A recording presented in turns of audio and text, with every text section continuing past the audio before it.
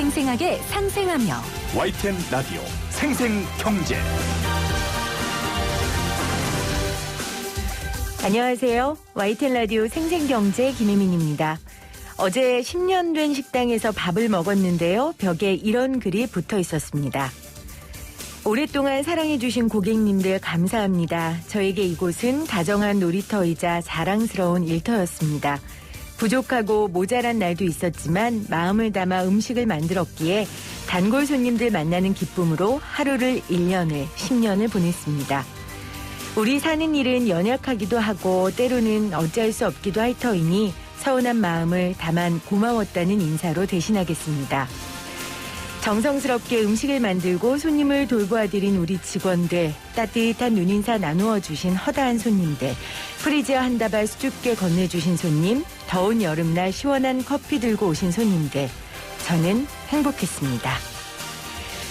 이 식당은 공공재개발 시범사업 후보지로 선정된 지역에 있고 주인이 갑작스레 건물을 팔아 10년 만에 문을 닫게 됐습니다. 2021년 3월 16일 YTN 라디오 생생경제 지금 시작합니다.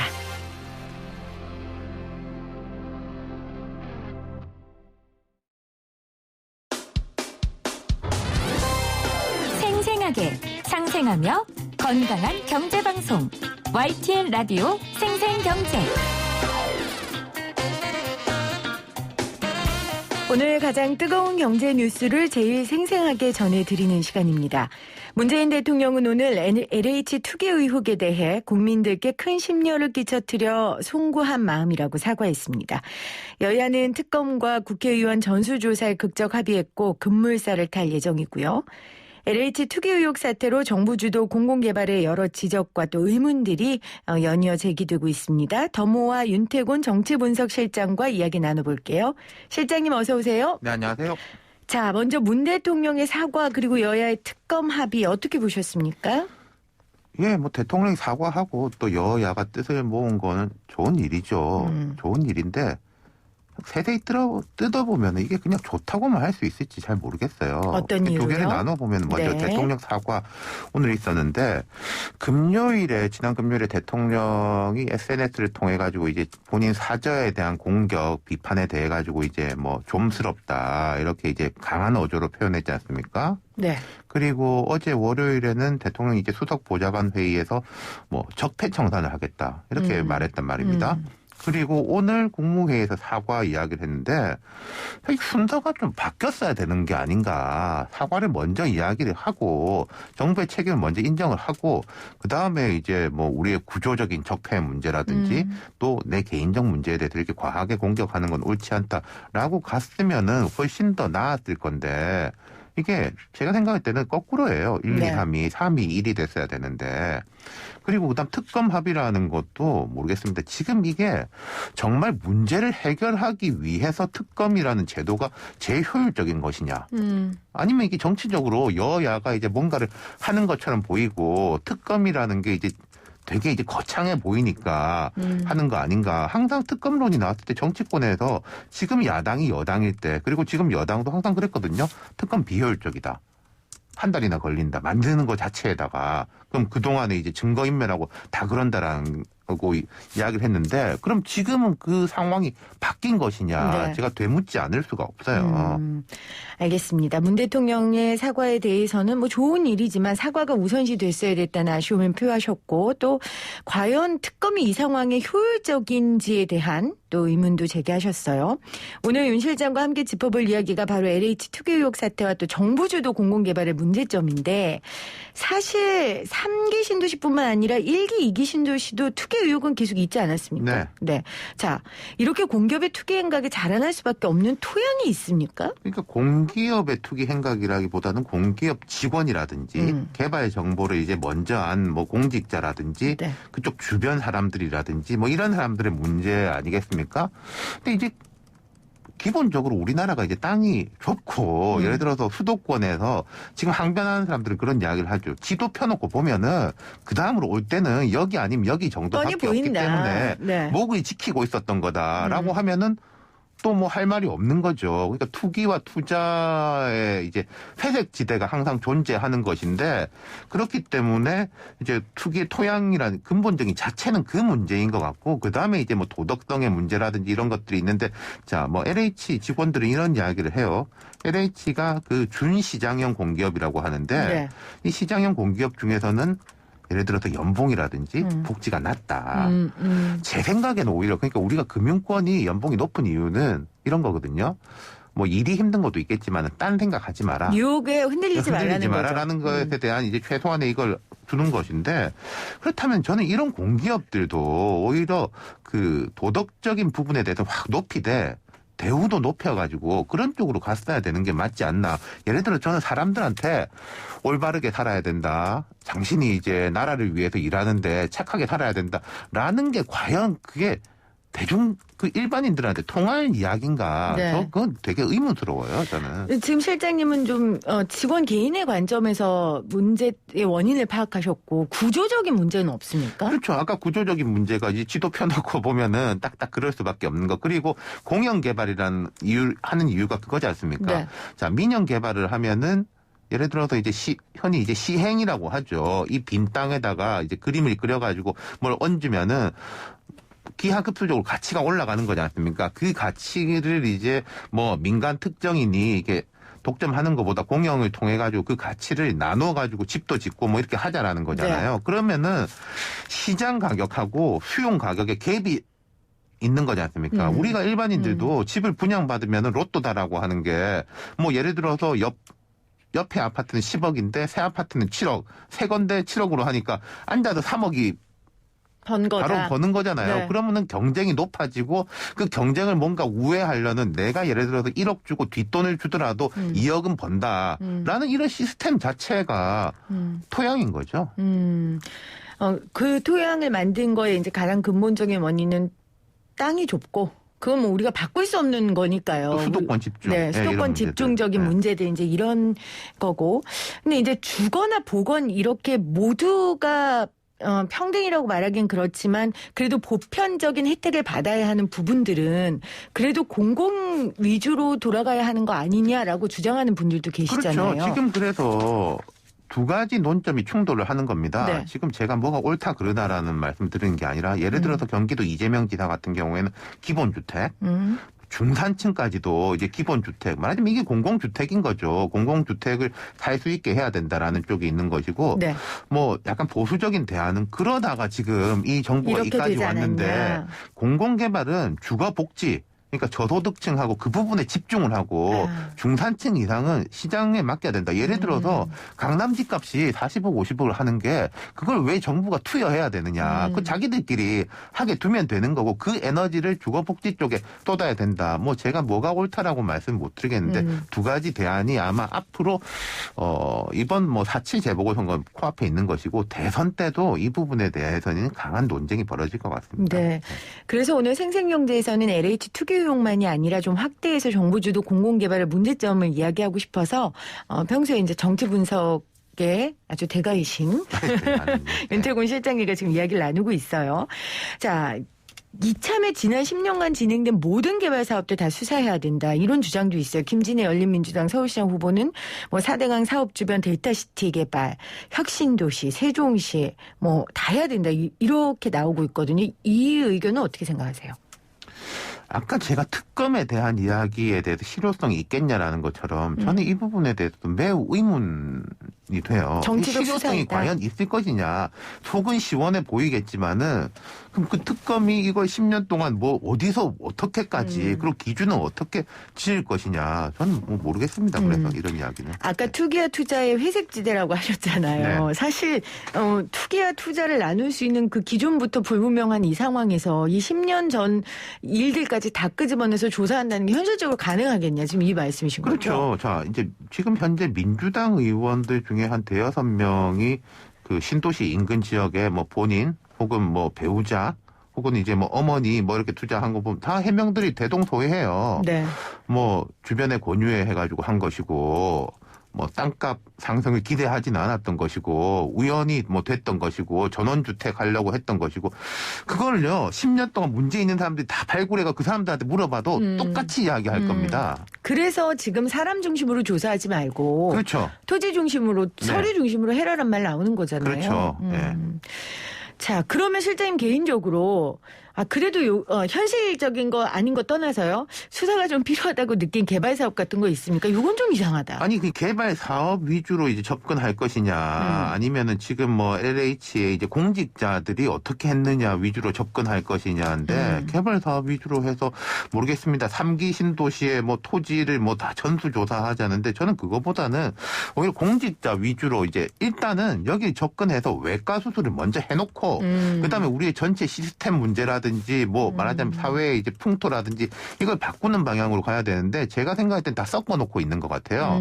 외과 수술하고 뭐 몸 운동하는 거 하고 재활 운동하고 다 같이 하자라고 하는데 그게 효과적이겠습니까? 그러니까 공직자 부패 사건과 공기업과 공직자의 부분에 네. 대해서 먼저 하는 하고, 게 맞겠죠. 예. 그리고 이걸 확대해서 나중에는 정부 주도 공공개발에 혹시 문제가 있었는지 살펴보는 게 더 맞다. 그렇죠. 네. 지금 외과 수술은 이제 공직자 공기업 부분이다. 네. 하는 말씀이세요. 지금 세종시가 굉장히 뜨거워요. 뭐 청와대 그렇죠. 게시판에도 올라와 있고 세종시 아파트 공시가격이 70.68% 올랐더라고요. 이거 그만큼 이제 부동산이 엄청 뜨겁다는 건데 네. 그래서 세종시가 부동산 투기의 산 현장이다 이런 말이 있어요. 근데 문제는 이제 세종시에 주도적으로 정부가 하고 있으니까. 그러니까 정부의 그 행정수도 일환으로 정부가 LH와 대대적으로 신도시를 조성하고 있는 게 결국 부동산 투기의 산 현장이다. 이제 이렇게까지 얘기하고 네, 있거든요. 어떻게 보세요? 그러니까 이게 부작용이 있을 수밖에 없는 거죠. 이런 식의 이제 대대적인 개발을 하고 신도시를 하면은 땅값이 올라가고 이제 가치가 높아질 거라는 거는 누가 봐도 그렇죠. 다 아는 사실이지 않습니까? 네네. 근데 그럼 이제 투기하고 투자를 또 어떻게 나눌 것이냐에 대한 말씀도 있잖아요.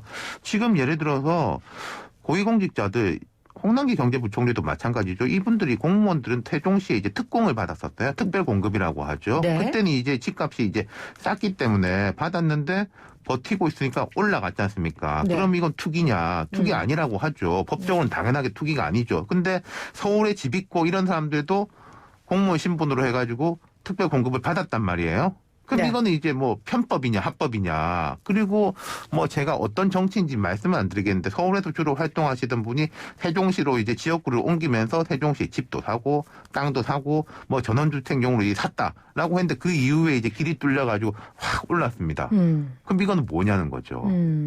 그러니까 이게 자기들의 기준을 긋지 못하면은 일반인들한테 말하는 때 말하자면 이게 뭐라 그래야 되나 영이 먹힐 수가 없는 거예요. 그렇죠. 네. 아니 근데 이제 실장님 계속해서 이 기준 잡기 모호하다.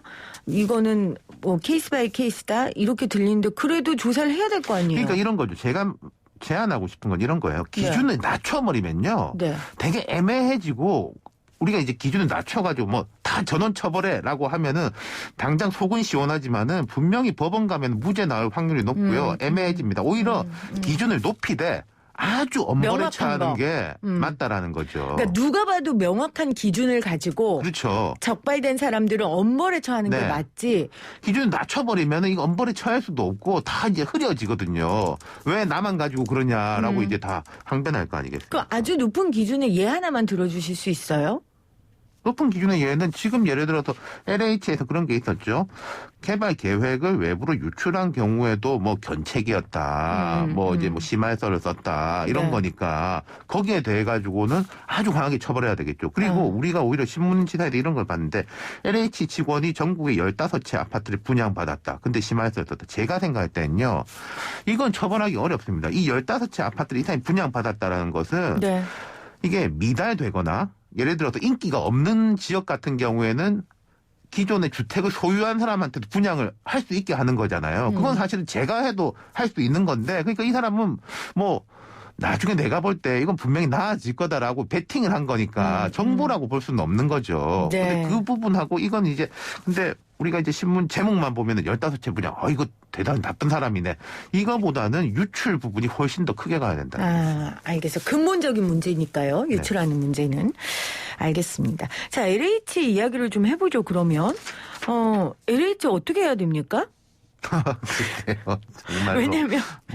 아까 제가 말씀드린 이제 그런 문제도 있는 거겠죠. 여기에 네. 대한 엄격한 도덕성을 하려면은 이게 위상이 오히려 높아지는 게 나을 수도 있을 거예요.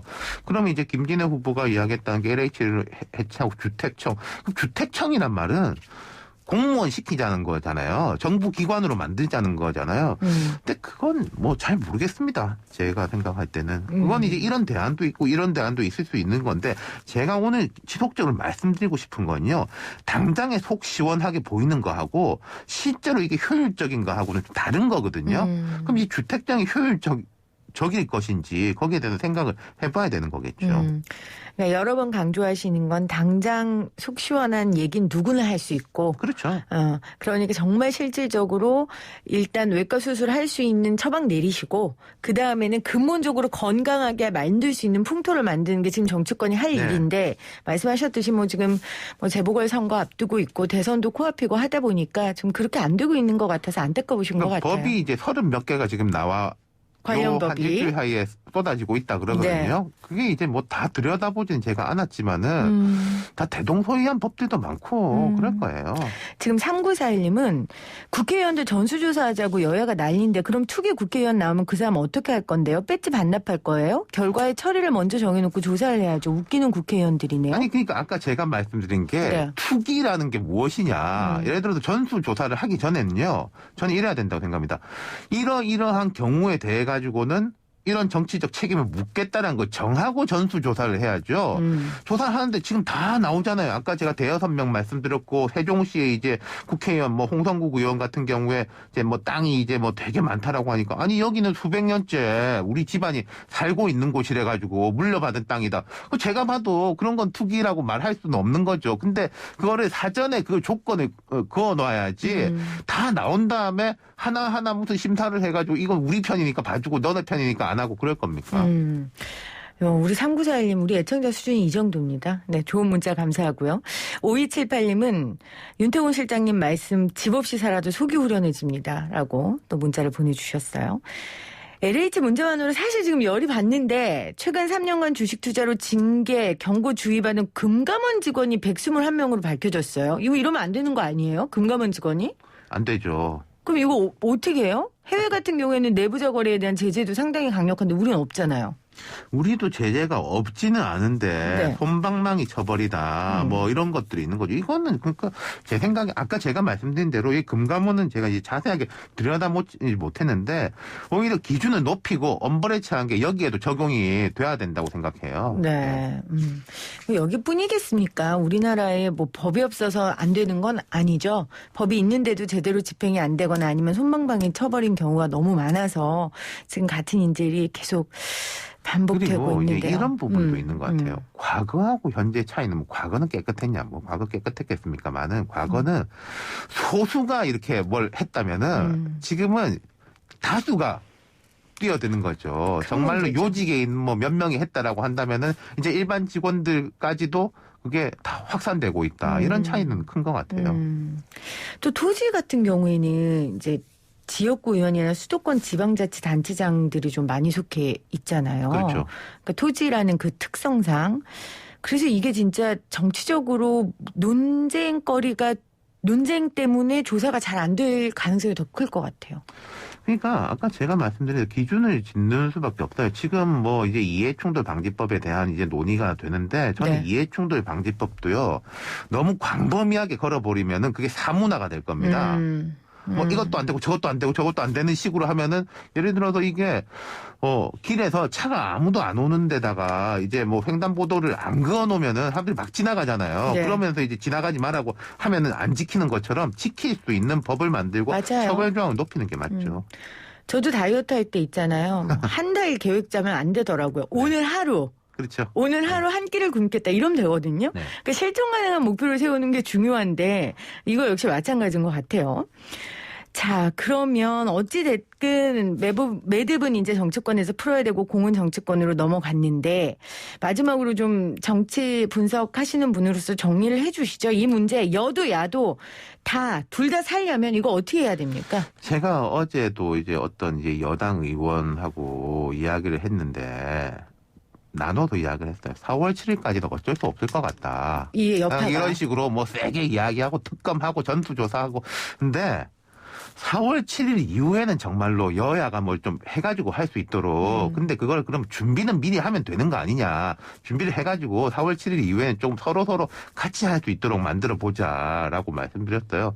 제가 참 이런 말 하면은 저도 좀 자괴감이 드는데 선거 앞두고는 뭘 잘 하라고 해도 통할 수가 없는 상황이거든요. 다 네 탓이다. 이렇게 할 수밖에 없죠. 그리고 말씀하신 것처럼 현실 불가능한 이야기들과 대안을 내놓는 정치인들의 태도도 어쩔 수 없고요. 그러니까요. 네.